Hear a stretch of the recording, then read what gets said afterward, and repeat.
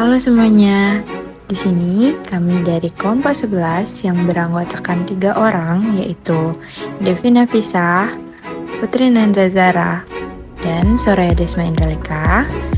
Kami akan menjelaskan materi mengenai konsep tentang prinsip dan tata kerja. Sebelumnya, apa sih itu tata kerja? Tata kerja merupakan cara-cara melaksanakan kerja yang seefisien mungkin mengenai suatu pekerjaan dengan mempertimbangkan tujuan, fasilitas, tenaga kerja, waktu, dan lain-lain yang tersedia. Nah, tadi telah dijelaskan definisi tata kerja. Sekarang kita kupas lebih dalam lagi definisi tersebut, yaitu adanya tujuan dalam tata kerja. Merupakan aspek penting untuk mencapai kesuksesan, baik secara profesional maupun pribadi. Tujuan memberikan arah serta memberikan kita sesuatu untuk diperjuangkan. Adanya tujuan membantu kita tetap fokus dan termotivasi. Ada beberapa manfaat tujuan dalam tata kerja, yaitu memberikan arah, memotivasi, pertumbuhan pribadi, dan kesuksesan profesional. Selanjutnya yaitu memperhatikan biaya. Biaya sangatlah penting dalam satu tata kerja karena berfungsi untuk menjamin kelancaran aktivitas operasional seperti pembelian peralatan kantor dan masih banyak lagi. Tanpa adanya biaya, maka hal-hal yang diperjuangkan perubahan tidak akan terpenuhi sehingga mampu menghambat proses produksi atau operasional perusahaan. Dan terakhir, dalam tata kerja, kita tentunya harus mempunyai rencana dan tujuan hidup yang jelas. Untuk mencapai tujuan hidup dan rencana tersebut tentu memerlukan waktu. Kapan akan dimulai, berapa lama akan dicapai, besok melakukan apa, minggu depan apa, bulan depan harus bertemu siapa, dan sebagainya. Pendek kata, sangat penting bagi kita untuk memiliki manajemen waktu karena ada beberapa manfaat dalam memanajemen waktu, yaitu melatih diri menjadi pribadi yang lebih disiplin, membuat pekerjaan lebih terstruktur, membantu untuk memiliki sifat tanggung jawab, semua pekerjaan selesai lebih cepat, dan menjadi pribadi yang lebih profesional. Selanjutnya, yaitu memperhatikan fasilitas dan bahan yang tersedia.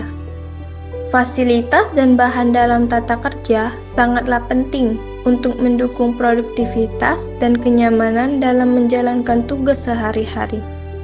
Fasilitas dalam tata kerja mencakup segala sesuatu yang diperlukan untuk menciptakan lingkungan kerja yang optimal. Ini bisa termasuk ruang kantor dengan infrastruktur yang memadai, seperti meja, kursi, lemari penyimpanan, dan fasilitas lainnya. Di era modern, fasilitas juga mencakup akses ke teknologi seperti komputer, printer, scanner, dan perangkat lunak yang diperlukan untuk menyelesaikan tugas dengan efisien. Selain itu, bahan dalam tata kerja juga dapat mencakup perangkat lunak dan aplikasi yang diperlukan untuk melakukan pekerjaan dengan efisien, seperti program pengolah kata atau perangkat lunak khusus industri. Bahan-bahan ini membantu karyawan dalam mengelola informasi, menganalisis data, dan berkomunikasi dengan rekan kerja atau klien. Secara keseluruhan, fasilitas dan bahan dalam tata kerja merupakan pondasi yang penting untuk menciptakan lingkungan kerja yang produktif dan efisien. Dengan menyediakan fasilitas yang memadai dan bahan-bahan yang diperlukan, perusahaan dapat membantu karyawan untuk mencapai potensi maksimal mereka dan menjalankan tugas-tugas mereka dengan baik. Dan yang terakhir, yaitu memperhatikan sifat dari pekerjaan yang dikerjakan. Sebelum itu, saya akan menjelaskan apa sih sifat pekerjaan. Sifat pekerjaan adalah pekerjaan yang berpengaruh dalam penetapan formasi, yaitu sifat pekerjaan yang ditinjau dari sudut waktu untuk melaksanakan pekerjaan itu.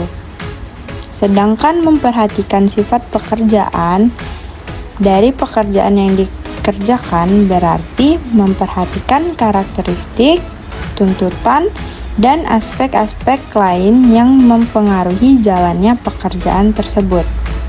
Hal ini mencakup seperti jenis tugas yang harus dilakukan, lingkungan kerja, tingkat tanggung jawab, kebutuhan keterampilan khusus, dan dampaknya terhadap kesejahteraan fisik dan mental. Memperhatikan sifat dari pekerjaan yang dikerjakan adalah penting untuk memahami tuntutan, tanggung jawab, dan kemungkinan dampak yang mungkin timbul dari pekerjaan tersebut.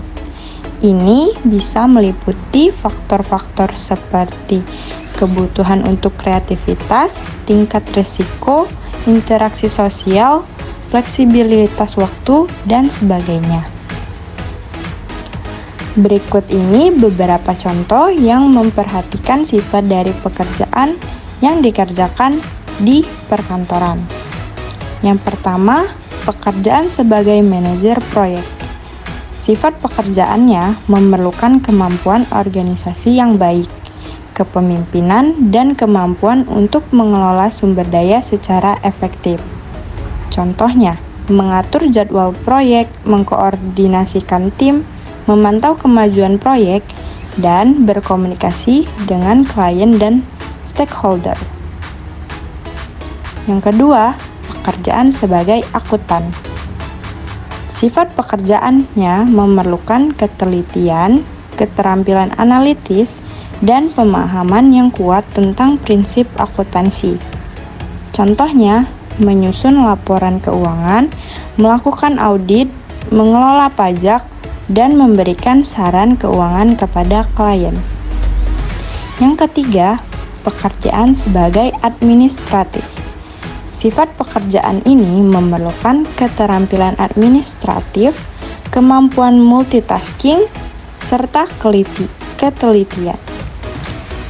Contohnya, mengelola jadwal, menjawab telepon, menyusun dan mengelola dokumen, serta menyediakan dukungan administratif kepada staf dan manajer. Keempat, pekerjaan sebagai analis data.